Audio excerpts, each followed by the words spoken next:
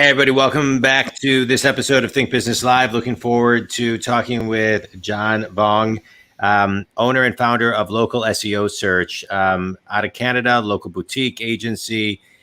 John, looking forward to talking with you. I am always looking to, and I know the Think community is always looking to learn more about SEO. I think it seems so complicated, yet in some respects it seems so simple.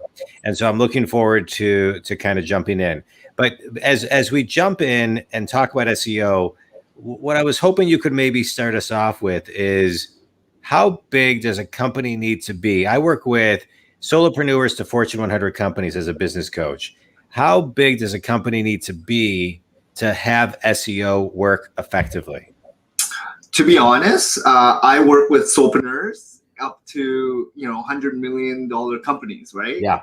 So I feel if you're doing it properly, your website should be your biggest digital asset piece that generates leads for you, right? Like sales, profit, just customers seeking out your products and services. So there's no price and there's no budget, but you should really look at optimizing for the users who are actively seeking out your products and services through search.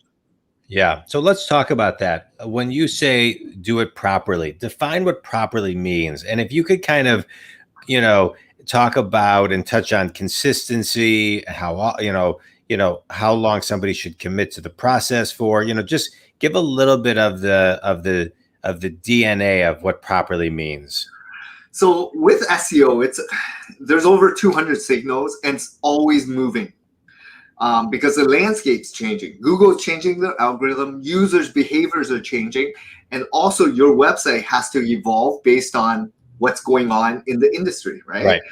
So with that in mind, always be at the pulse of what's going on in your business, what you can control. And then it's all about the customers that you're actively seeking out, and you're trying to position yourself as a leader. So I always look at the foundation, the fundamental of growing a business, building a business, understanding your customers, their avatars, personalities, but also all their wants, needs, and all their, what do they want out of your product and service? Why do they want to purchase for you?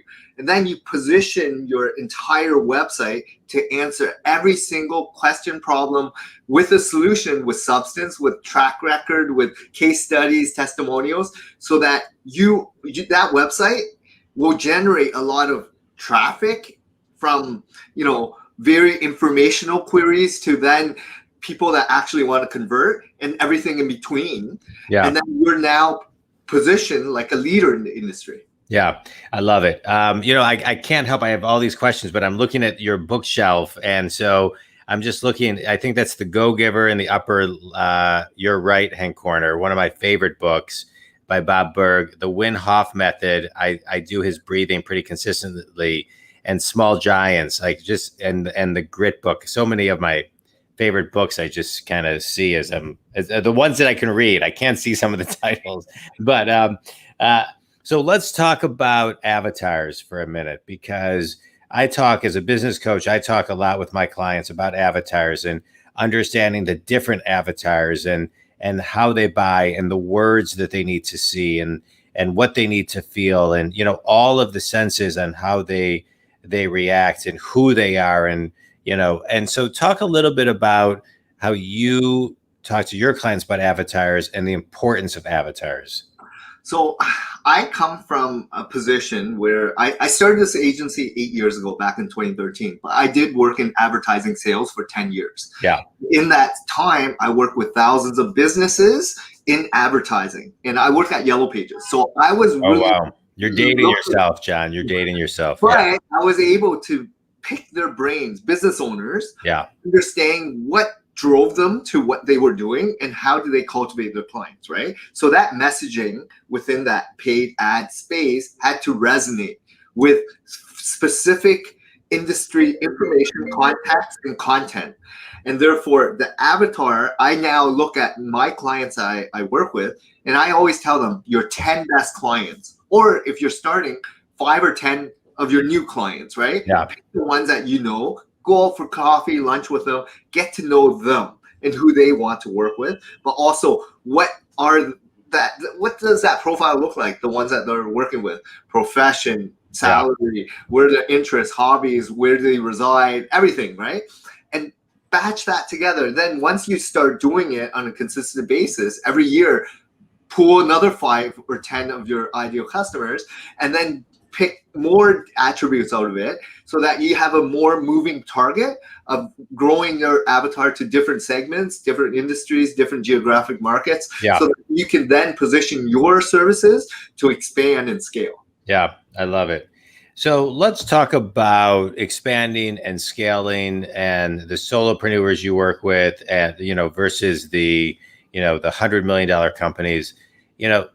I want to talk about the companies that the ROI that they're seeing, right? So SEO seems to always be a high ticket investment. And the solopreneurs, I think, have a hard time looking at it and saying, what's the ROI? Because it's a delayed gratification, not always an instant gratification, because there's still a lot of work you got to do with your website and funnels and getting people to actually use your services and products. So can you just kind of talk about the expectations, the ROI for kind of that solopreneur? Yeah, definitely.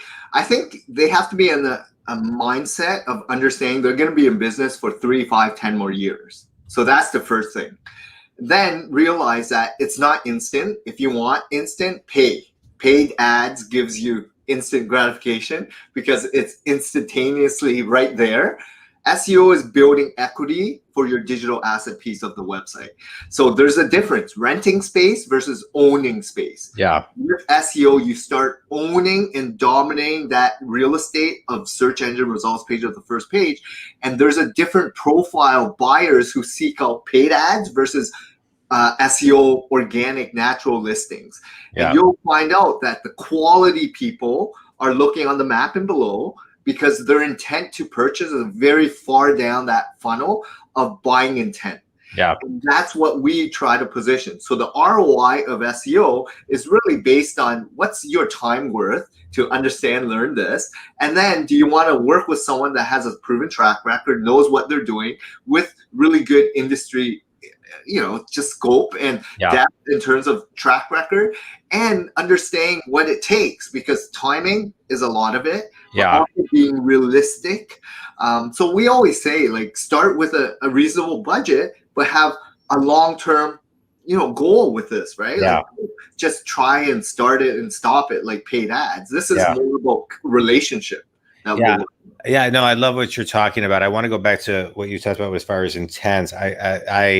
I'm curious if you can dive deeper into that. So the psyche of the consumer who is looking at a paid ad versus organic search, right? What's the difference to them as far as their buying patterns, their buying habits? Do they feel like they're maybe being sold to with an ad and not by organic search? Just walk the Think community through that. I think most users and customers know today that there's a big difference, right? On people paying to play or earning their way, because they already trust Google. So that boundary has already been set. And now Google trusts you to be on that first page, on the first 3 to 5 or whatever, first 5. And therefore your trust is even more amplified. And therefore you're going to get more authoritative expertise in the eyes of the users. And therefore, when someone clicks on your website, you're already trying to get them to call and fill out the form. Gotcha. And it's really just that pricing and connection relationship, if that's what they see, because they know so much about you before they even go to your website. Like people who call you or reach out, they've already narrowed it down to 2 or 3 people. Yeah, no, I hear what you're saying. All right, so good. So I love everything that you're talking about. Rewind with me. You talked earlier. You were at an ad agency. Take me through the journey of you starting your own business. I think a lot. Studies show that a very large percentage, I think 90+% of people are not happy at work. 4 million people quit their jobs in April for a better opportunity. Just some will start their own jobs. I think in the next decade or two, we will see more people start new jobs, start new companies, and like never before. I think coaches like myself, coaches like you are going to be in very continually high demand over the upcoming decades.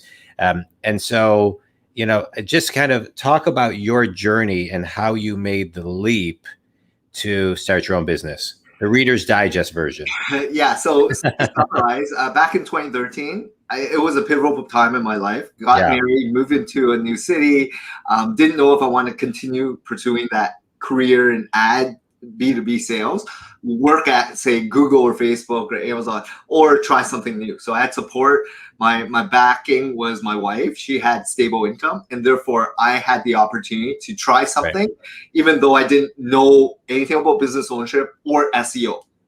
So I didn't have any technical background, but I knew I wanted to serve my clients who expressed there's a need in the marketplace because they were frustrated with the poor ROI in ad spend at Yellow Pages. So I filled that gap with a solution and I sold. That was my skill set, selling. So I got a lot of clients, but I didn't know how to actually do the work. Right. You sold the tickets before you made the movie. Right. Yeah. But I knew I had a business because I had revenue. Yeah. And that was that's probably the hardest thing for a lot of business owners.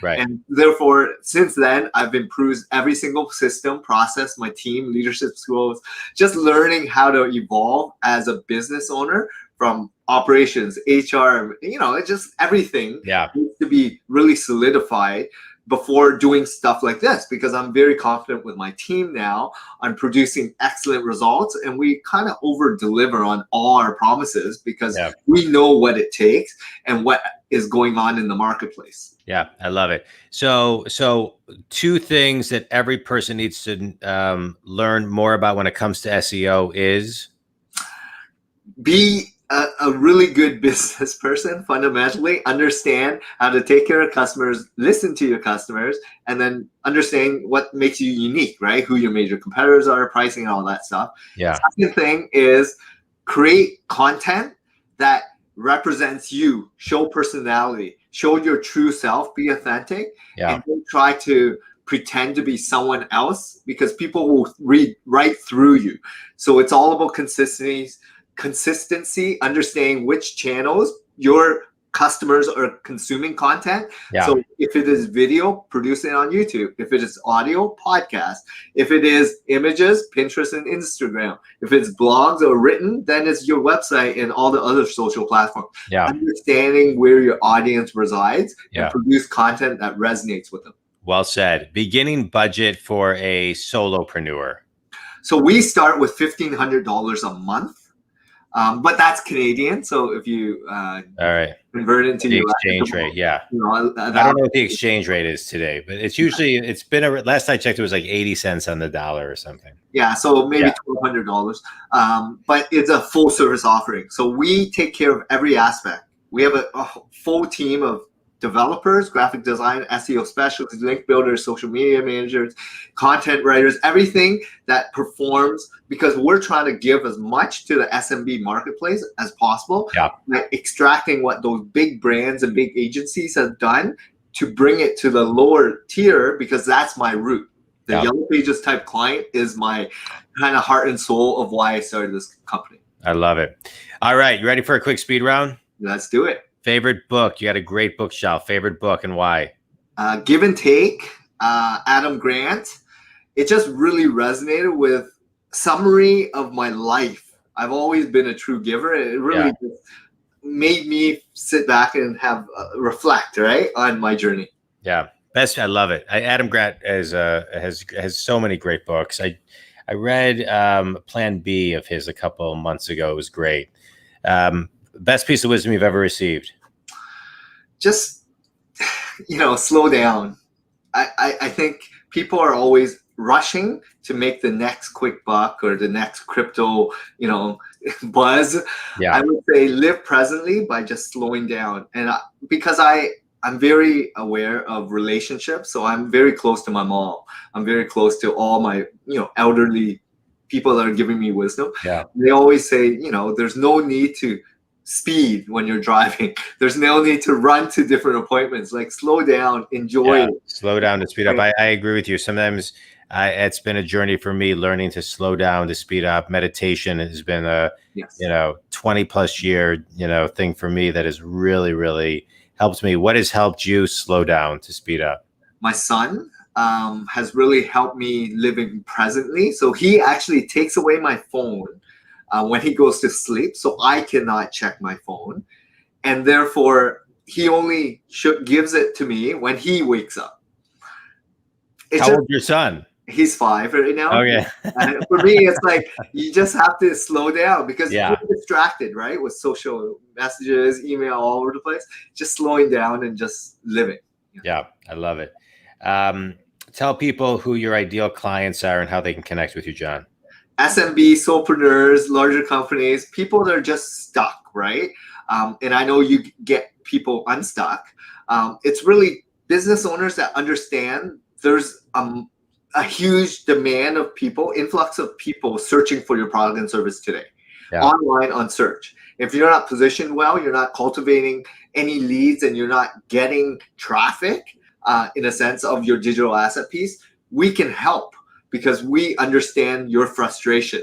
We understand what you're going through, and we do it so much better than a lot of agencies out there because we actually take the time to understand your business, who your major competitors are, and where the gaps are so that we can actually help you propel on the search engine ranking page. I love it. I love it. Well, John, I appreciate you taking time to be on the show. I just want to recap one thing that you said, which was at the very end, which is, you got to just slow down. And I believe that's a big thing. I think we're all running so fast. I think COVID was a good example to teach us the importance of slowing down. And as we come out of COVID, hopefully we all kind of continue to slow down, because I think it's the fastest way to actually speed up. And I appreciate everything that you shared today. Think community, if John can help you, please reach out. John, thanks for being on the show, man. I appreciate your time. Thank you for having me, John. Thank you.